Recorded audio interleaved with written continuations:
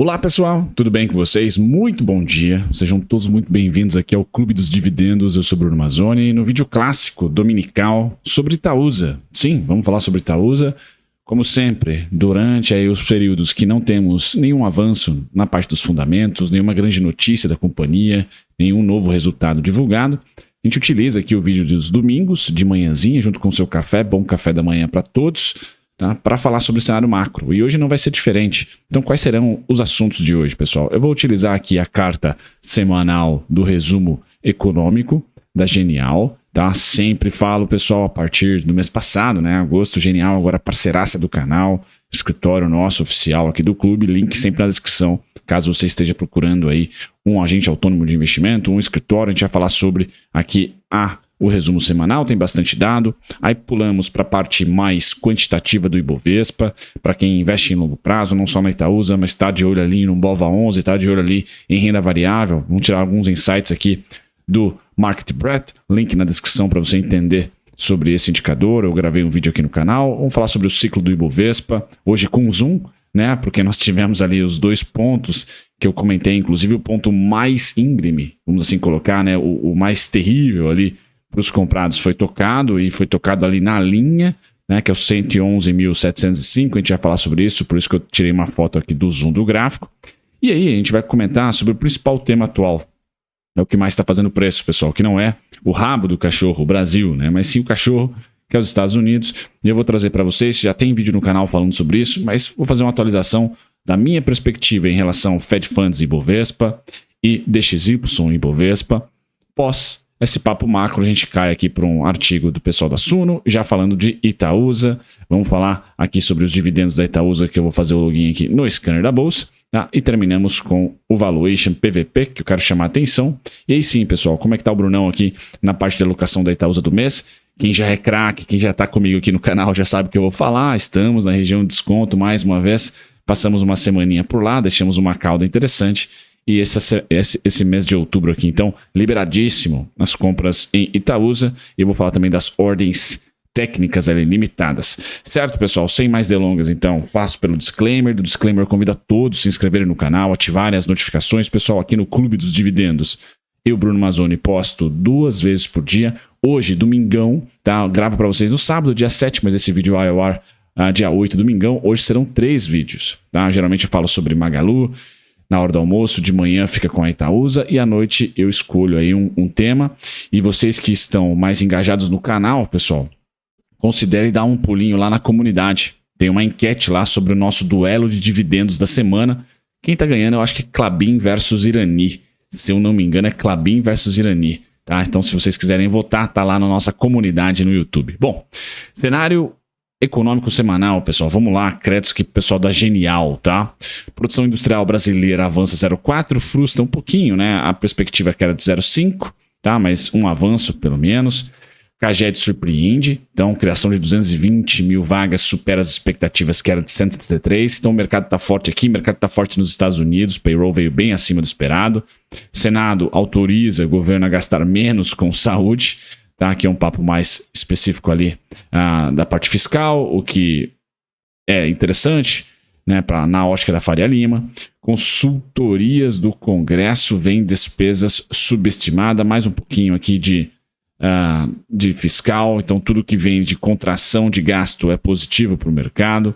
Cenário externo, mercado de trabalho nos Estados Unidos, pessoal voando, né, dados mistos no começo da semana, mas finalizou ali com o principal, que é o payroll da sexta-feira ontem, que foi animal. Dados mistos do mercado de trabalho recomendam cautela por parte do Fed. O dado de payroll, pessoal, foi muito forte, tá? 336 mil vagas, né? A estimativa era por volta ali dos 200 no máximo, tá? Então muita vaga criada. O ISM de serviços, que é um dado mais recente, né?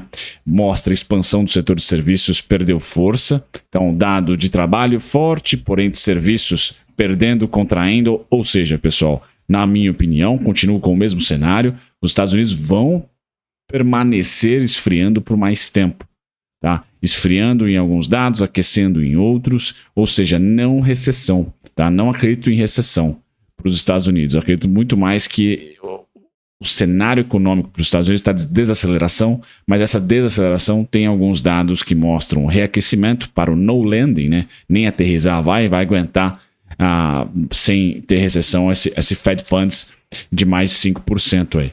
Tá? Então, os Estados Unidos, pessoal, teve dados mistos durante a semana, terminando sexta-feira com um dado de trabalho forte, tá? Bem forte mesmo, bem acima do consenso. Agora, a gente sempre vai ficar tateando o tio Sam durante todo esse último trimestre e o Bruno Mazzoni. Por que tateando? Porque, de novo, tem alguns dados que já estão saindo mostrando a desaceleração um pouco mais forte, um pouco mais fraca, não mais só expansão, só crescimento.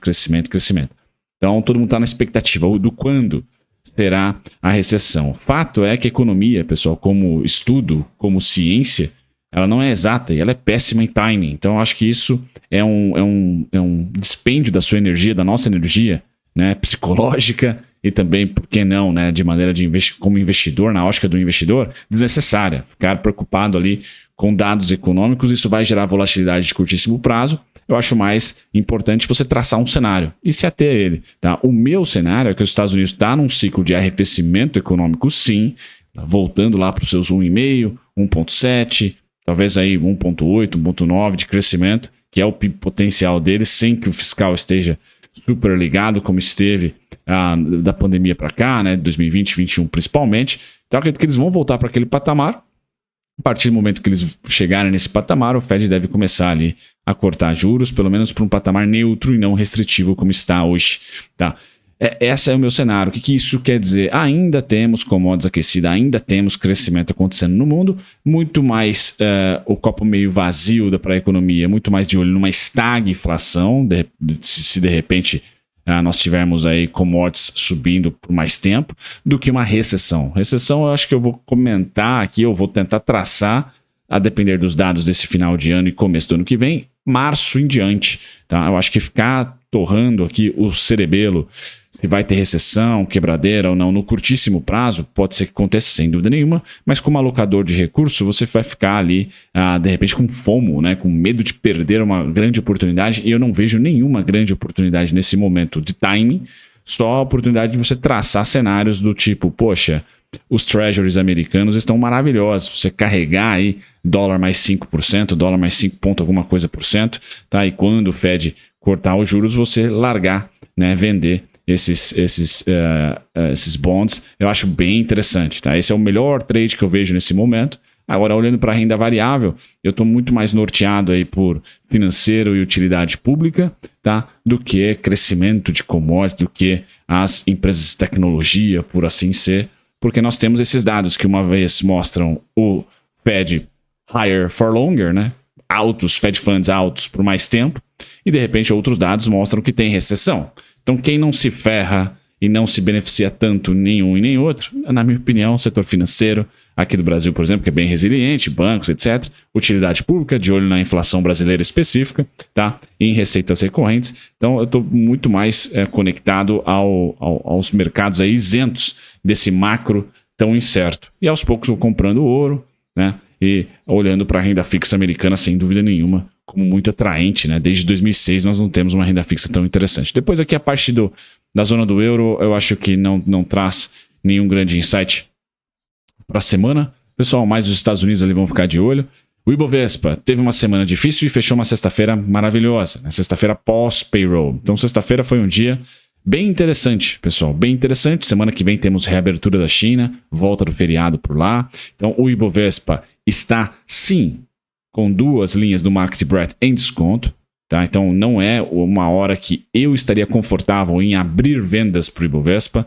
As vendas teriam que ser abertas ali entre junho, agosto, tá? Junho, julho, agosto, esses 3 meses. Tá? Agora não, agora eu vejo muito mais o neutrão e parte de desconto. O desconto está maior do que o prêmio. Né? Nós não temos a linha vermelha, que é a média de 200 ainda no verde, tá? Mas está arrumando para lá.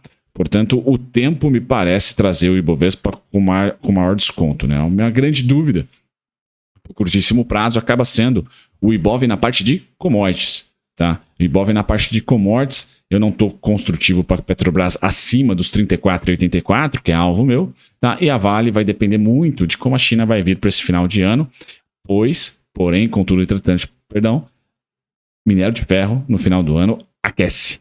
Tá? Então, também não sou vendedor para Vale, só não sou comprador de Petrobras. Se os bancos vierem junto, performarem bons resultados, eu acredito que vão performar, nós poderemos ter Vale, bancos para cima, tá? A depender de China, e bancos com certeza devem reportar aqui um bom resultado, né? Com certeza não, né? Devem reportar um bom resultado. E aí acho que o patinho feio vai ficar por conta da Petro lateral, né? Não necessariamente em uma tendência de queda, mas estabilizando um pouco, não ultrapassando esses 34,84. Fiz vídeo da Petro recente. Então, o ciclo do Ibovespa, pessoal, aqui é, na minha opinião, né? Essa faixa cinzinha, na minha opinião, é a faixa do cenário verde, tá? Perdeu a faixa cinzinha, eu vou migrar para a amarela, tá? Vou migrar para essa amarela aqui, tá? Não vou achar que a gente vai ter fôlego no curtíssimo prazo para romper máxima histórica. Então é muito importante, pessoal, mas muito importante mesmo, tá? Que esse mês de outubro seja um mês de estabilização da queda de agosto, da neutralidade de setembro, tá? E da queda no começo de outubro. Então é bem importante esse candle tá se formando. Tá? Se possível, se ele tiver um corpo, tá? Fechando assim uma cauda ao longo de toda essa região cinza, que para mim é compradora, tá? Para levar os preços até 125,360. E aí eu digo que bancos devem fazer isso e a Vale não deve prejudicar. Final de ano, uma sazonalidade é positiva para a Vale. Quem é o asterisco? Talvez a Petro, tá? A Petro seja ali uma empresa que não performe tão bem assim nesse fim de ano, tá? Então, esse é o cenário verde. Para quem está olhando para o ciclo monetário brasileiro, faz sentido. Tem argumentação. No último grande ciclo que nós vivemos lá de 14,25 da Dilma, da Selic, nós ficamos ali 2 anos e pouquinho numa chacoalhação danada e aí expandimos com o início dos cortes. Tá? No caso de quem está acreditando copo meio vazio para a economia, o que significa copo meio vazio para a economia, pessoal? Recessão dentre os próximos 3 meses, não digo 6, mas 3 a 4 meses, tá? Aí nós temos que olhar para o ciclo econômico como sendo um detrator de preços para as ações, e aí não tem jeito. Recessão, pessoal, quem se safa somente, tá? Num primeiro momento, ouro e dólar, num segundo momento, ouro, e num segundo/terceiro momento, bonds, né? Títulos, porque vai ter os cortes de juros, e aí o valor de face dos títulos aumentam, se apreciam, tá? Então é bem importante olhar para qual cenário. Isso aqui eu acho mais interessante do que ficar dado a dado, o pessoal se preocupando e perdendo os cabelos aí para tentar definir quando que vai vir uma recessão ou se é que vamos ter um soft landing, o oposto. Tá? Eu acho mais legal você traçar um cenário aqui, pode ser utilizando o Ibovespa, mas óbvio, né? Idiosincrático aí, de maneira idiosincrática para sua carteira. Tá? Ou seja, está no verde, é hora de comprar mais bolsa, né? Você está no último semestre de desconto para uma expansão de preços, de tendência. Está no amarelo, faz sentido você ser bem mais cauteloso nos seus aportes, na intensidade, 50% para renda variável, 50% ainda renda fixa, tá bom, o nosso juro real ainda, tá bacana, manda bala por lá, ouro, né? Você diversifica não só em ações, em renda variável. Então, acho que a depender do seu cenário, fica mais simples e visual utilizar um gráfico, né? Para você decidir, poxa, tô achando que não vamos ter recessão nos próximos 3 a 6 meses, então vou mandar bala, né? Commodities vão se manter aquecidas, vou mandar bala aqui, aportar 80% em renda variável, 20% em renda fixa, 90%, 10%, enfim. Você, utilizando essa maneira operacional de cenário, que você concretiza aí sendo um ou outro, é melhor do que ficar toda semana loucamente ali atrás de dados, né, se atualizando, porque realmente, pessoal, o mercado financeiro tem muita informação todo assunto momento, né? E aqui é só um praxe grafista, né, pessoal? Então, nós tocamos todos os pontos meus de desconto, todos os pontos do cenário verde foram tocados dentre agosto, setembro e outubro. Legal, pessoal? Então, agora, para mim é muito importante, como eu falei, ver caudas, ver compras, e essa compra tem um primeiro alvo em 125.360 para o IBOV, nave mãe, tá? 125.360. Então eu quero ver sim compras por aqui. Caso a gente, por exemplo, feche o mês de outubro abaixo, tá? Com o corpo abaixo da região cinza, pessoal, aí, Brunão, tecnicamente, tá? Independente do cenário que eu tinha base, tecnicamente eu vou falar que estamos no amarelo e não no verde. Tá? A gente deve vir para a nossa linha de desconto. A linha de desconto do Ibovespa atual está aqui, ó, algo em torno de 102, 195, 102,200.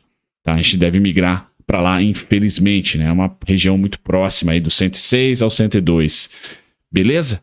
Feito isso, papo macro do vídeo de hoje, pessoal, acho importante para todos, né? Então, pô, tenho medo, eu, Bruno, olhando para a correlação de gráficos aqui, né? Correlação nunca é causal, mas eu gosto bastante de estudar e vamos dizer assim, formata o meu operacional. Tá? Fed Funds, que é a Selic americana versus o Ibovespa. Quando o Fed Funds é cortado, e aqui, pessoal, um insight pessoal meu, né?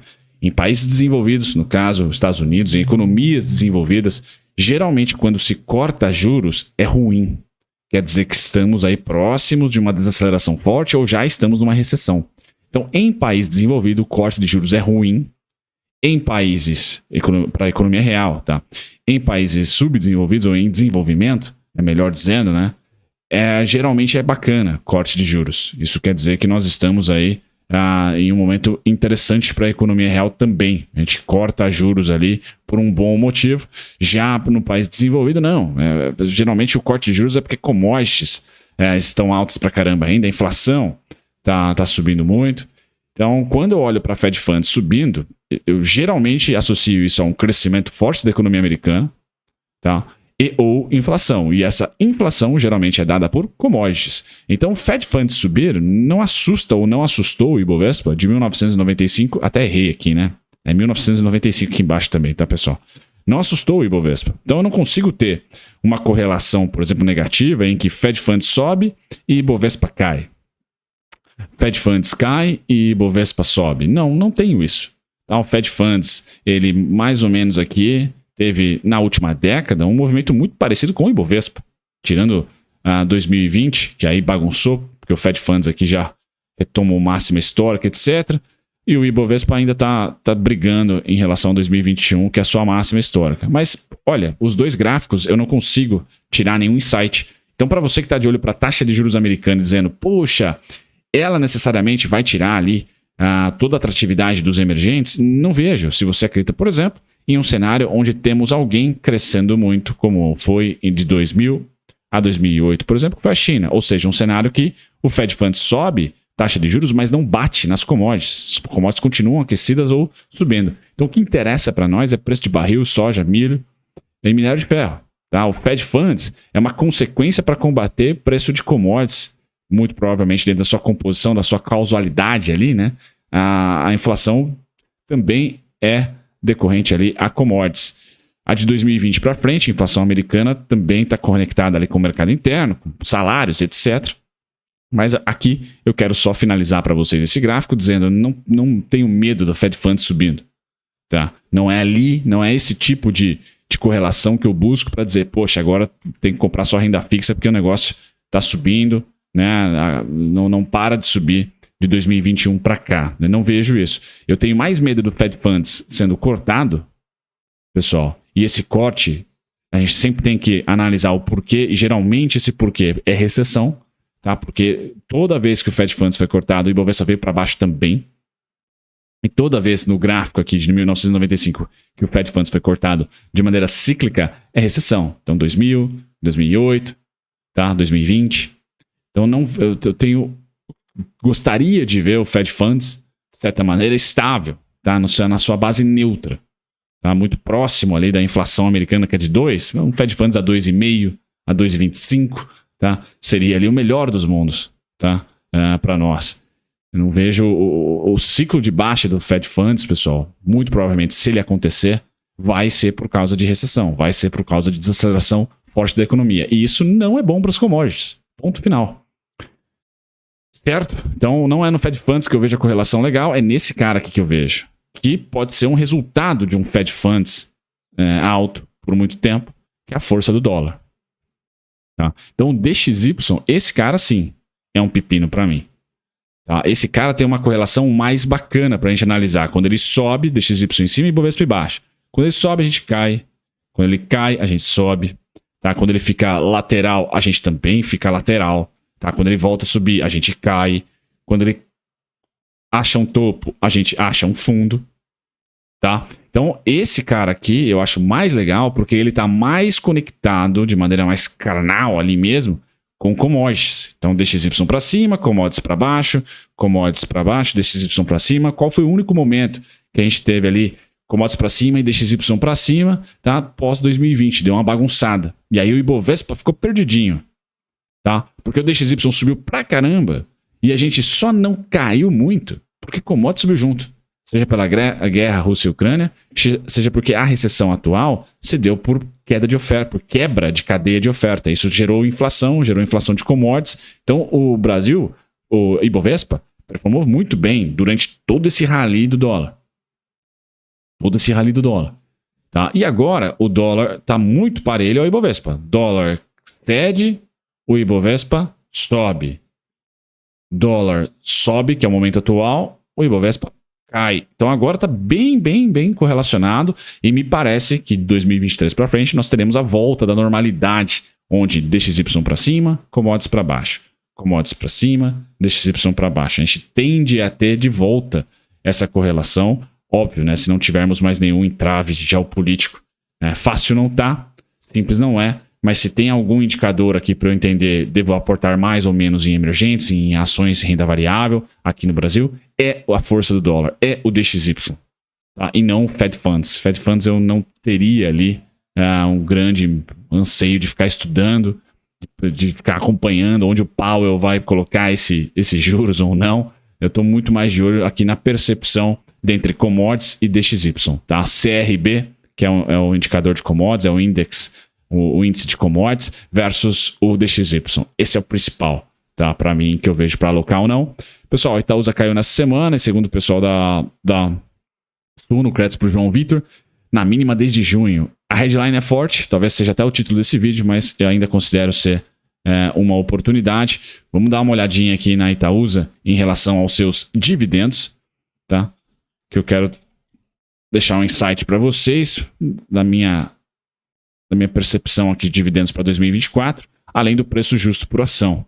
Tá? Então a Itaúsa hoje está negociando um PL de 6,5, 7, um dividend yield de 7,6. Falei para vocês aqui que ia para casa do 7, está em 7,68. Muito, pessoal, é um dividendo por hora artificial nessa altura, porque nós temos ali as vendas de participação da XP acontecendo, isso gera dividendos, não é tudo que vai para o caixa da companhia, mas o potencial da Itaúsa para aumentar dividendos é a Egea, né? A Egea me parece que cada vez mais aumenta seu potencial de distribuição de dividendos e é uma empresa de utilidade pública, então bem interessante olhar para a Egea ali e o aumento dos dividendos.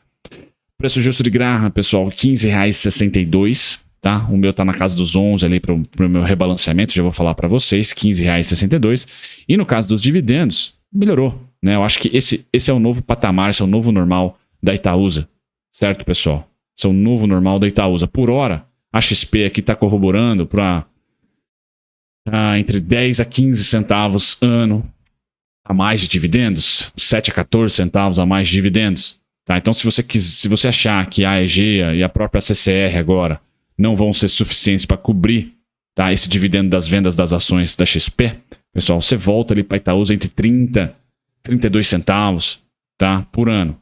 Eu tô com o copo mais cheio aqui, achando que ela vai manter esses 40 a 45 centavos, 40 a 50 centavos ano. Tá? Já tem provisionado aqui 14 centavos para o ano que vem, datacorte foi esse ano.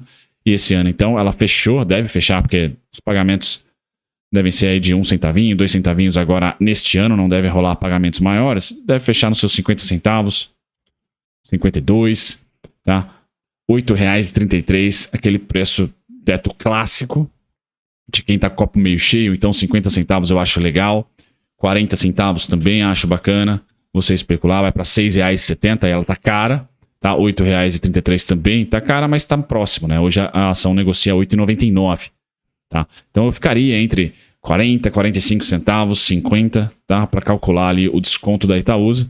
Tá? Essa região aí dos 7,50 aos 8,50, então, seria para mim o melhor desconto pensando em dividendos, tá? Acho que a Itaúsa vai manter esse padrão aí dos 40, 45, tá? Mesmo depois que parar de vender as ações da XP ou que finalizar, né? Vender a totalidade das ações da XP. No PVP, pessoal, a Itaúsa está aqui em uma região não cara, né? Então não vejo a Itaúsa cara. Vejo que o Itaú vai performar bem nesse fim de ano, nesse terceiro tri. As Alpargatas e Dexco não devem performar bem, mas no quarto tri podem melhorar. Podem melhorar. Então, assim, terceiro tri, acho que Itaúzão da massa, tá? Vai performar muito bem. E no quarto tri a gente pode ter as empresas mais frágeis e as mais conectadas com juros performando melhor. Beleza? Na parte técnica, finalizo o vídeo para vocês dizendo, pessoal, estamos de volta, tá? No bolinho ali da reforma da Previdência, que para mim é um desconto. Legal? Foi resistência do pós-2020. Acredito que pós-2022 será suporte. Então foi resistência, resistência, resistência, máximas dos preços aqui, né?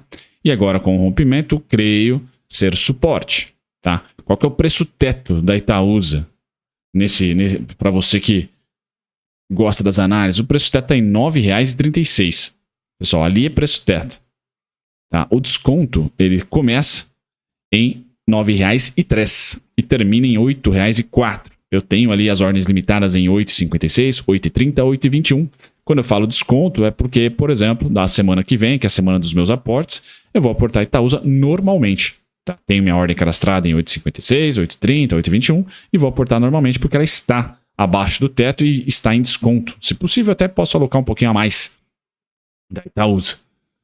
Certo? Gosto dessa região aqui, não é cenário base que venha para a pandemia, né? Para a região de desconto da pandemia, que foi de 2021 a 2022, que está lá em 7,45, 6,81. Então, o meu cenário é aquela pipoca carangueja aqui, nessa faixa de preço, tá? E aí você pode dividir ela aqui em 75%, 50% e 25% em relação à intensidade, vai aumentando a intensidade conforme os preços vão cedendo aí aproximadamente perto dos 8,50 para baixo, tá?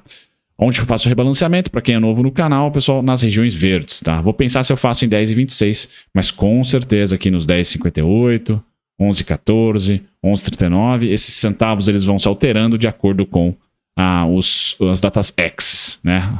Então, sempre vou ajustando aí pós-dividendos. Certo, pessoal? Um ótimo domingo a todos. Um grande abraço. Tchau, tchau.